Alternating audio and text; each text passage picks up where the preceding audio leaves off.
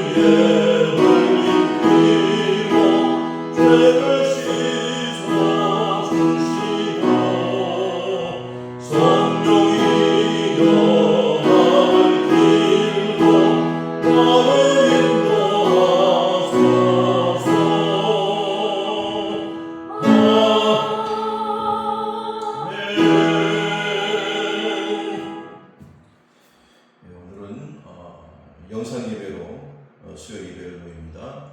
함께 모이지 않고 영상으로 유튜브로 함께 예배를 드립니다. 하나님 말씀 보십니다. 열왕기상 21장입니다. 열왕기상 21장 17절부터 29절까지 보십니다. 구약성경 555쪽에 나와 있습니다. 열왕기상 21장 17절부터 29절까지입니다. 자, 예수님 함께 읽습니다. 제가 17절부터 같이 읽습니다. 여호와의 말씀이 디삿 사람 엘리야에게 임하여 이르시되 너는 일어나 내려가서 사마리아에 있는 이스라엘의 아합 왕을 만나라. 그가 나봇의 포도원을 차지하러 그리로 내려간다니 너는 그에게 말하여 이르기를 여호와의 말씀이 네가 죽이고 또 빼앗았느냐 하셨다 하고 또 그에게 이르기를 여호와의 말씀이 걔들이 나봇의 피를 핥은 곳에서 걔들이 내 피 곧 내 몸의 피로 핥으리라 하셨다 하라. 아합이 엘리야에게 이르되 내 대적자여 네가 나를 찾았느냐? 대답하되 내가 찾았노라. 네가 네 자신을 팔아 여호와 보시기에 악을 행하였으므로 여호와의 말씀이 내가 재앙을 내게 내려 너를 쓸어버리게 버리되 네게 속한 남자는 이스라엘 가운데 매인자나 노인자를 다 멸할 것이요 또 네 집이 느바세 아들 여로보암의 집처럼 되게 하고 아히야의 아들 바하사의 집처럼 되게 하리니 이는 네가 나를 노하게 하고 이스라엘이 범죄하게 한 까닭이니라 하셨고 이세벨에 대하여도 여호와께서 말씀하여 이르시되 걔들이 이스라엘 성읍 곁에서 이세벨을 먹을지라. 아합에게 속한 자로서 성읍에서 죽은 자는 걔들이 먹고 들에서 죽은 자는 공중의 새가 먹으리라고 하셨느니라 하니 예로부터 아합과 같이 그 자신을 팔아 여호와 앞에서 악을 행한 자가 없으면 그를 그의 아내 이세벨이 충동하였습니다. 그가 여호와께서 이스라엘 자손 앞에서 쫓아내신 아모리 사람의 모든 행함같이 우상에게 복종하여 심히 가증하게 행하였더라. 아합이 이 모든 말씀을 들을 때 그의 옷을 찢고 굵은 배로 몸을 동이고 금식하고 굵은 배에 누우며 또 풀이 죽어 다니더라. 여호와의 말씀이 디삿 사람 엘리야에게 임하여 이르시되 아합이 내 앞에서 겸비함을 네가 보느냐? 그가 내 앞에서 겸비함으로 내가 재앙을 저희 시대에는 내리지 아니하고 그 아들의 시대야 그의 집에 재앙을 내리리라 하셨더라. 아멘. 오늘은 아까 말씀드렸지만 녹화 예배입니다. 미리 영상을 녹화해서 말씀을 함께 나누는 그런 시간입니다. 우리가 열왕기상 21장 전체를 다 보면 좋겠지만 이 전체를 다 보지 못하고 그 후반부 이야기를 우리가 함께 봅니다. 열왕기상 21장은 나봇의 포도원을 아합이 탈취하는 그런 이야기가 나옵니다. 성경에 나와 있는 이야기 중에 굉장히 아주 유명한 또 흥미있는 이야기 중에 하나죠. 아합이 왕이었음에도 불구하고 자기 백성의 포도원을 욕심냅니다. 자기의 왕궁과 가까이 있기 때문에 아합은 그 포도원을 자기가 사가지고 거기다가 또 왕궁을 넓게 확장시켜서 거기서 먹고 마시고 즐기는 그런 행위를 하려고 나봇의 포도원을 탐했던 것이죠. 그러니까 아합은 처음에는 정식으로 나봇에게 얘기하죠. 네가 포도원을 나에게 팔면 내가 값을 좋게 주겠다. 그죠? 보통 왕이 이런 부탁을 하면 보통 백성들은 듣겠죠. 예. 왕이 권력자고 힘이 있기 때문에 왕이 그렇게 한다거냐 무슨 문제 있겠습니까? 그래서 팔지만 사실 나봇은 그런 사람이 아니었죠. 나봇은 성경대로 믿고 사는 사람이었습니다. 이 당시에 가나안의 땅들은 하나님이 각 지파들에게 유산으로 주신 땅이죠. 예. 하나님이 주신 땅입니다. 함부로 사고 함부로 팔지 못하죠. 예. 그러니까 이 나봇은 그 율법을 알고 있는 것이죠. 예. 왕 앞이었지만 나봇은 율법대로 살기 원했습니다. 예. 이 땅은 우리 조상 때부터 내려온 땅이기 때문에 이것을 사고 팔 수 없습니다.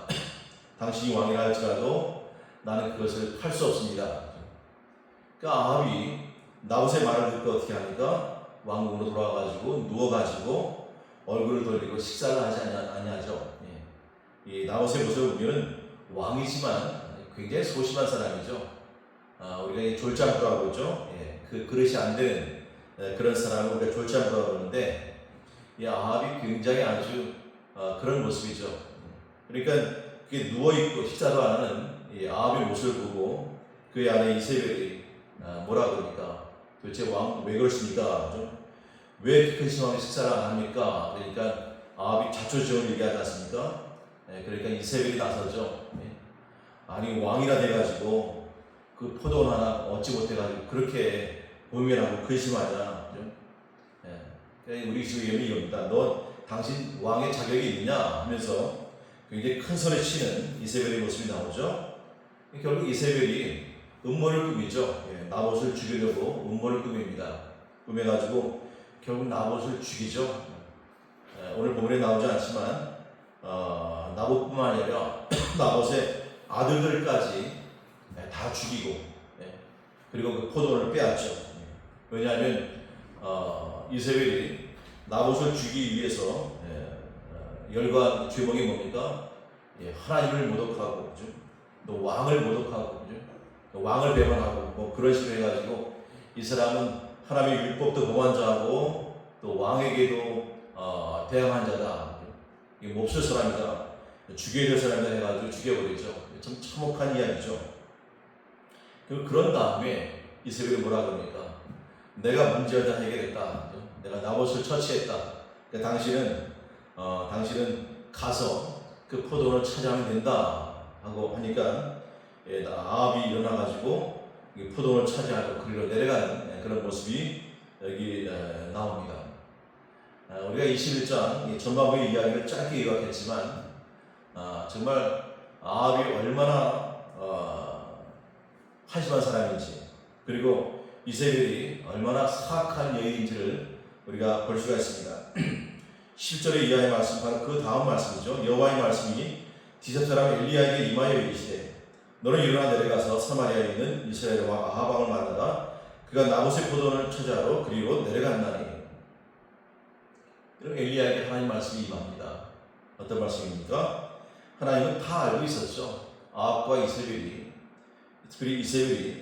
나봇의 포도원을 차지하기 위해서 어떤 악한 일을 행했는지를 다 알고 있죠. 살인죄를 저질렀죠.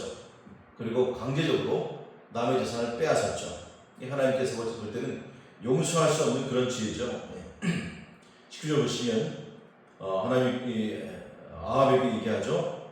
너는 그에게 말하여 이르기를 여호와의 말씀이 네가 죽이고 또 빼앗았느냐 하셨다 하고 또 그에게 이르기를 여호와의 말씀이 걔들이 나봇의 피를 핥은 곳에서 걔들이 내 피, 곧 내 몸의 피도 핥으리라 하셨다. 어떻게 보면 상당히 참혹한 말씀이죠. 하나님이 죄를 저지른 아합의 그 집안에 대해서 하나님이 심판을 선고하십니다.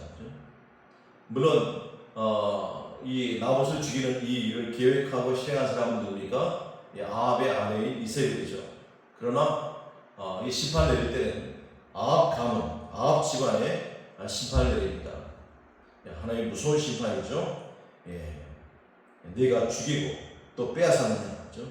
나봇을 죽이고 나봇의 제안을 불의로 빼앗은 그 죄에 대해서 하나님이 책임을 물으시겠다는 그런 말씀을 여기 하십니다. 20절 보시면 아합과 엘리야가 만났죠. 아합이 엘리야를 만날 때 뭐라 그럽니까? 내 대적자여, 네가 나를 찾았느냐? 그죠? 이 아합이 엘리야에게 너는 내 대적자다. 네가 나를 찾았느냐? 엘리야가 뭐라 그럽니까? 내가 찾았노라. 네가 네 자신을 팔아 하나님 보시기에 악을 행하였으므로 여호와의 말씀 내가 재앙을 내게 내려 너를 쓸어버리되 네게 속한 남자는 이스라엘 가운데 매인자나 노인자를 다 멸할 것이다. 우리가 아까 같이 읽었지만 21절 이하의 말씀 보면은 하나님이 엘리야의 선지자를 통해서 아합의 가문을 어떻게 심판하겠는가 하는 것을 분명히 말씀하고 있죠. 사실 우리가 다 읽지 않았지만 좀 참혹한 이야기죠. 참혹한 이야기입니다. 여기 보시면 21절 보시면 또 네 집이 느바스의 아들 여로보암의 집처럼 되게 하고 아히야의 아들 바하사의 집처럼 되게 하리니 이는 내가 나를 노하게 하고 이스라엘이 범죄하게 한 까닭이라.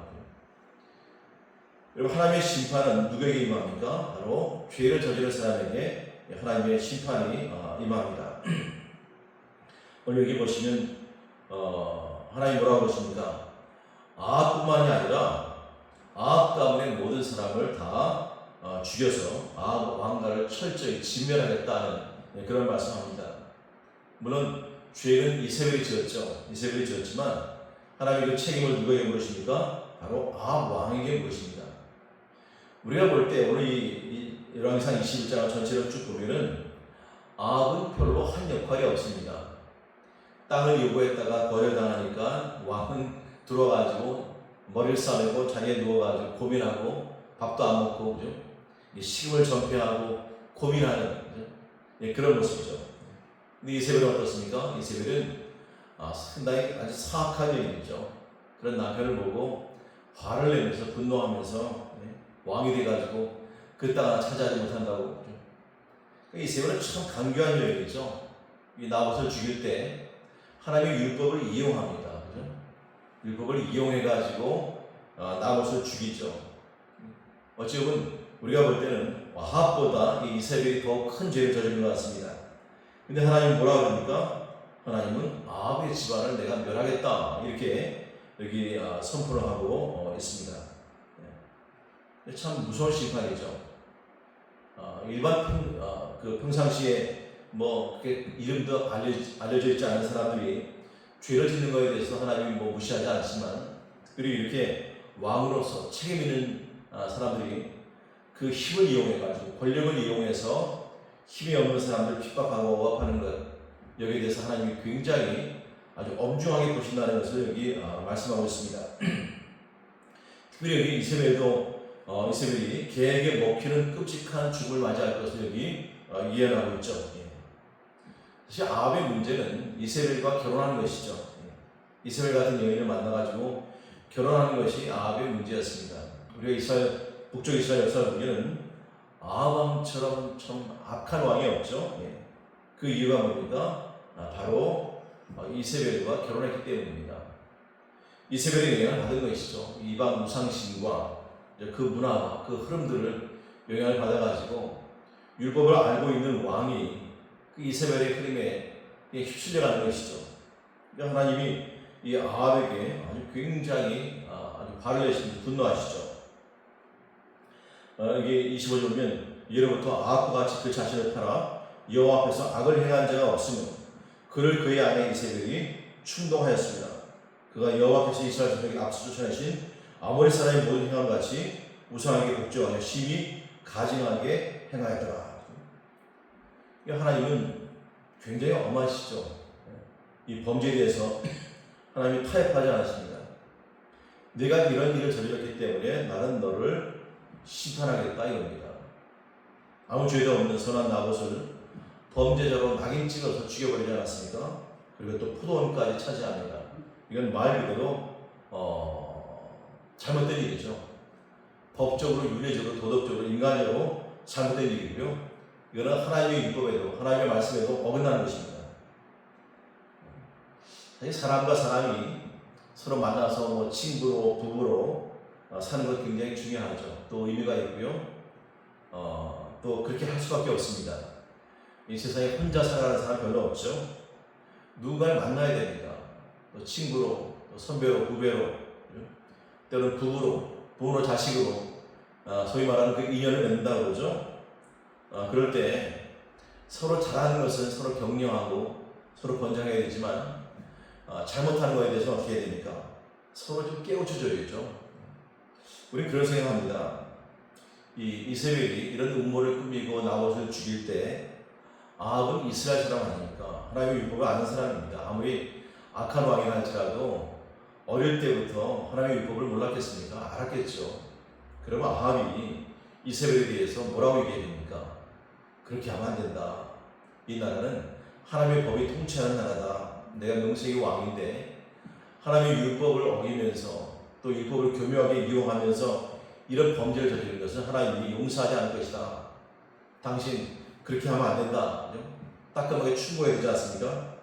죄를 깨우쳤어야만 합니다. 근데 그렇게 하지 않았죠. 이게 문제입니다. 근데 그 마지막 부분 보면 좀 이상한 말씀이 하나 나옵니다. 우리가 전혀 기대하지 않았던 그런 말씀이 나오죠.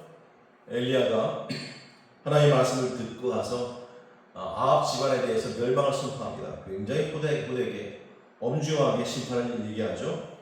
근데 아합이 어떤 반응을 보입니까? 27절 보십시오. 아합이 이 모든 말씀을 들을 때 그의 옷을 찢고 굵은 배로 몸을 동이고 금식하고 굵은 배에 누우며 또 풀이 죽어 다니더라. 이 말은 뭡니까? 아합이 회개했다는 것이죠. 굉장히 두려운 심판 선언에 아합이 진심으로 회개합니다. 제가 여기 진심으로 오라고 했지만 오늘 여기 27절의 말씀 보면은 우리가 뭐 의심할 수 없죠. 왜냐하면 아합의 이 회개를 우리가 이건 가식적이다. 이건 하나님의 징계를 모면하기 위해서 거짓으로 회개하는 것이다. 그렇게 볼 수 없습니다. 아합은 이 모든 말씀을 들을 때 이 말은 뭡니까? 하나님의 말씀을 들었다는 것이죠. 두려움을 느꼈습니다. 그러니까 어떻게 했습니까? 옷을 찢고 굵은 배로 몸을 동이고 금식하고 굵은 배에 누우며 이 말은 뭡니까? 이것은 하나님의 성들이 죄를 지어서 회개할 때 하는 아주 전형적인 행동이죠. 그러니까 이 아합이 여기서 회개한 것은 진심이죠. 이게 거짓이 아닙니다. 왜냐하면 그 다음 보십시오. 여호와의 말씀이 드셨 사람 엘리야에게 임하여 이르시되 아합이 내 앞에서 겸비함을 네가 보느냐. 이 말은 뭡니까? 하나님도 아합이 지금 진심으로 회개했다는 것을 알고 있었습니다.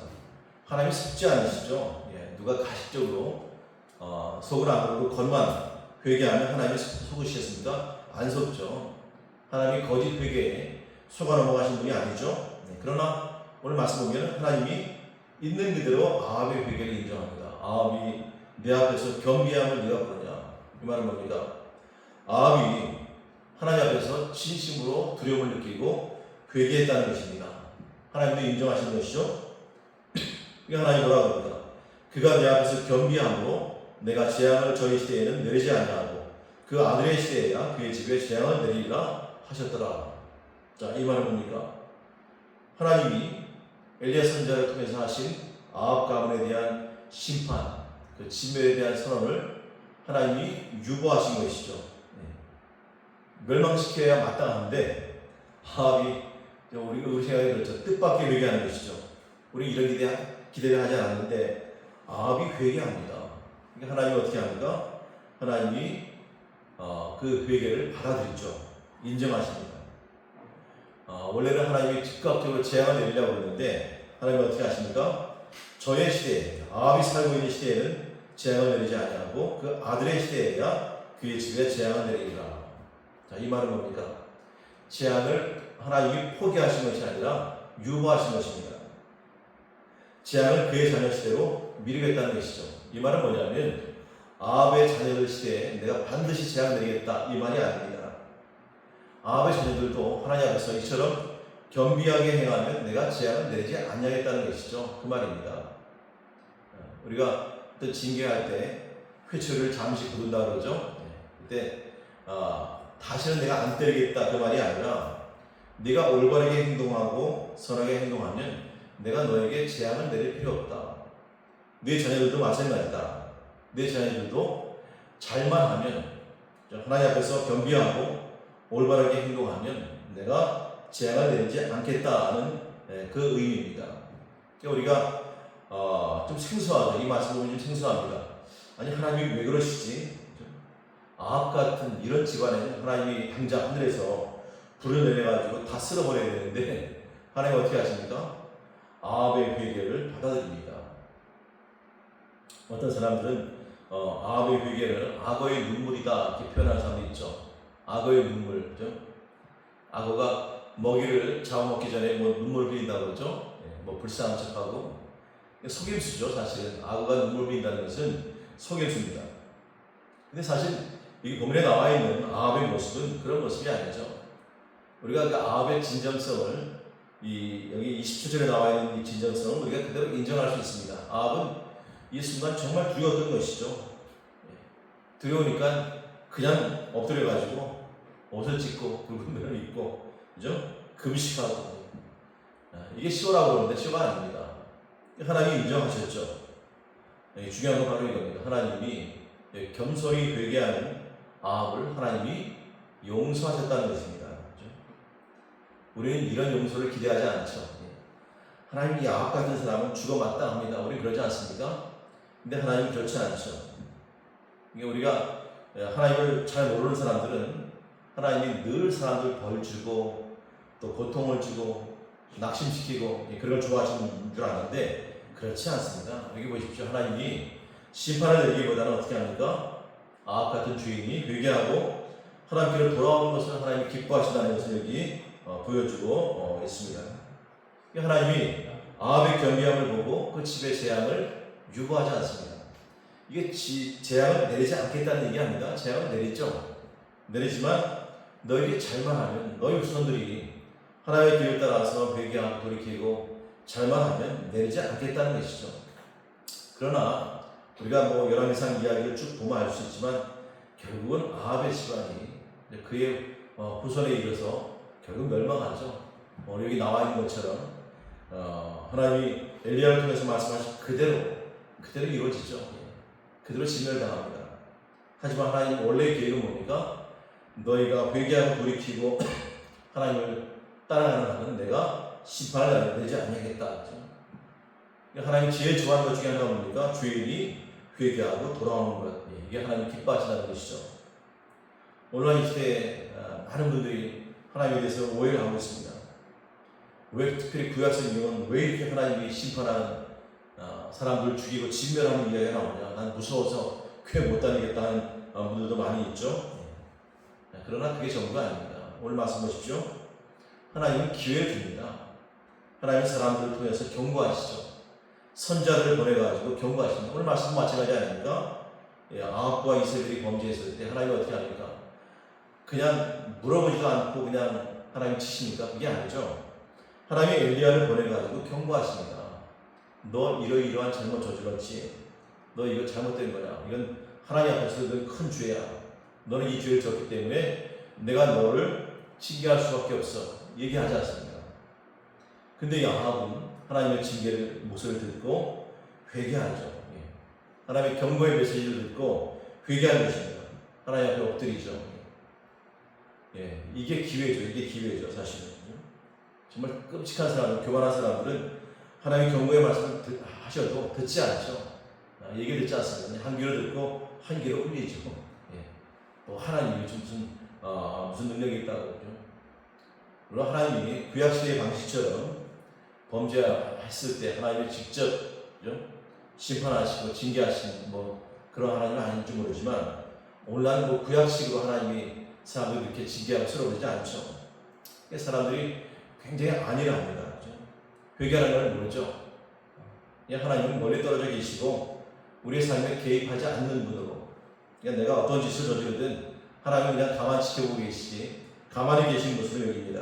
근데 그게 아니죠. 사실은 결국 악한 사람들은 그 악 때문에 결국 멸망합니다. 이게 성경의 원리입니다. 회개하지 않으면 돌이키지 않으면 거의 희망이 없다는 것이죠. 그렇지만 오늘 이 말씀은 우리에게 하나의 희망을 주는 것이죠. 여러분 한번 생각해 보십시오. 아니 아합이 회개했다고? 이 성경을 잘 모르시는 분들은 아니 어떻게 아합 같은 사람이 회개할 수 있지? 보십시오. 사실입니다. 아합이 회개했습니다. 하나님이 심판의 말씀을 전하니까 경고하니까 아합이 겁을 먹었겠죠. 두려움 때문에 어쩌고 죽기 싫어서 그럴 수도 있죠. 그러나 회개했습니다. 회개하니까 하나님이 그 징계를 연기하시는 것이죠. 하나님이 유보하십니다. 내가 지금은 아니다. 내가 네 후손들 시대에 내가 재앙 내리겠다. 그러나 네 후손들도 잘만 하면 내가 멸망시킬 이유가 없다. 바로 이거죠. 우리 심판과 은혜라는 말을 많이 하죠. 여러분 하나님의 심판, 진노의 심판을 피할 수 있는 방법이 뭡니까? 회개죠. 여러분 아합 같은 사람도 회개하고 심판을 피해가는데 우리는 못할 게 뭐 있습니까? 우리도 마찬가지죠. 제가 이런 얘기할 때 아합이 아합왕이 듣는다면 굉장히 기분 나쁘겠죠. 왜 너는 나를 이렇게 못된 사람으로 만드냐? 근데 사실입니다. 아합 정말 악한 사람이죠. 앞뒤를 분간하지 못하는 사람입니다. 북쪽 이스라엘 왕이면서도 하나님 말씀으로 이스라엘 나서지 않고 온갖 악행을 저질렀던 무지막지한 사람이죠. 이세벨의 말을 따라가는 사람입니다. 이런 사람이 무슨 소망이 있습니까? 근데 보십시오. 하나님의 심판의 말씀을 듣고 회개하니까 하나님이 돌이키지 않습니까? 진노 중에 은혜를 베푸시는 하나님. 우리 찬양 가사 중에 그런 가사 있죠. 진노 중에 은혜를 베푸시는 하나님. 바로 그 하나님입니다. 하나님이 가장 좋아하시는 것 중에 하나는 뭡니까? 죄인들이 회개하고 하나님께로 돌아오는 것입니다.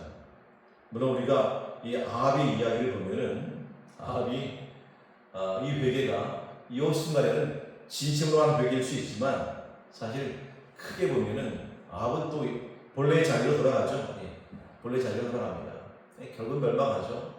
그러나 이 순간은 하나님이 그 재앙을 내리지 않습니다. 하나님의 긍휼이죠. 하나님의 은혜라고 합니다.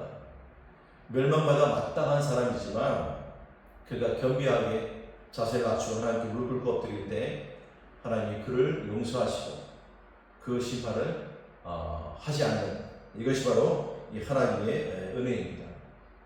이런 심판을 무서워할 수 있죠. 그러나 그 심판과 진노 중에 긍휼을 잊지 아니하십니다. 은혜를 주시는 하나님이 계시다는 사실을 여기 말씀해야 됩니다. 우리가 심판만 얘기하면 우리는 성경을 읽을 수가 없죠. 너무 무서운 책입니다. 그러나 심판도 나오지만 거기 은혜도 나옵니다. 하나님의 긍휼이 나오죠. 사랑이 나옵니다.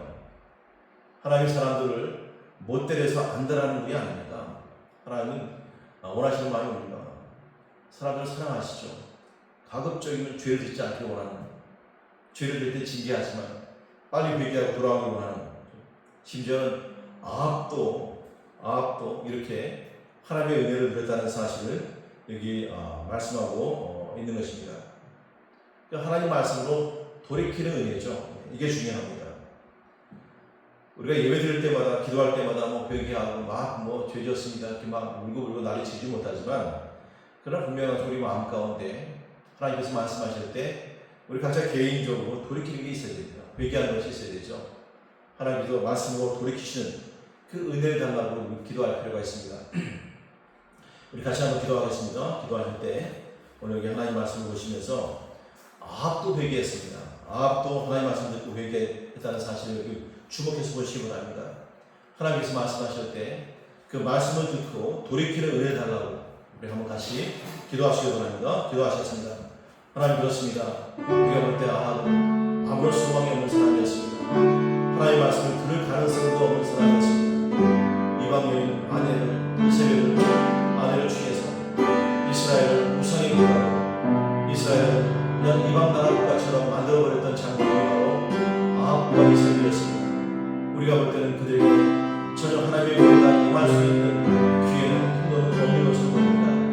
하지만 하나님의 위하를 통해서 아합 가문에 대한 심판을 말씀하실 때 아합은 즉각적으로 회개했다고 여기 성경을 말씀하고 있습니다. 나봇의 포도를 빼앗고 탈취한 그 죄 때문에 하나님께서 그를 심판하겠다고 말씀하실 때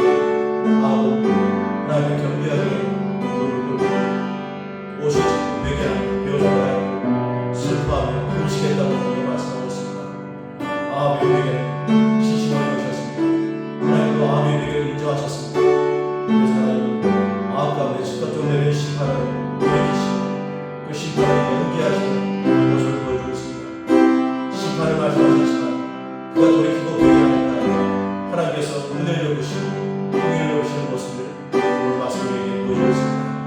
마음 같은 사람일지라도 하나님께서 그들과 자매와 목적을 펼치고 있습니다. 하나님 우리가 어떤 그런 것과 상황 속에 있든지 하나님 우리에게 돌이키며 우리가 하나님 말씀을 들을 때 기도할 때 찬양할 때 그 하나님 말씀으로 인한 돌이킴의 은혜를 경험하는 저희들 되게 하여 주옵소서.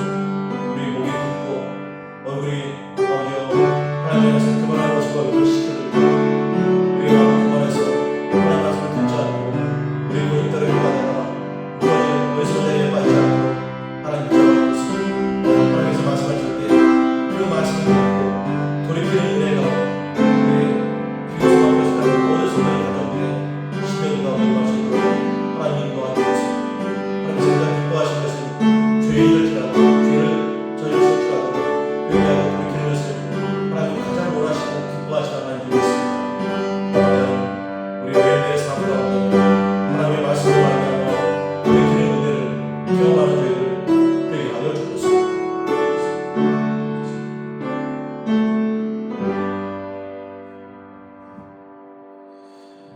찬송하려 하십니다. 찬송가 435장입니다.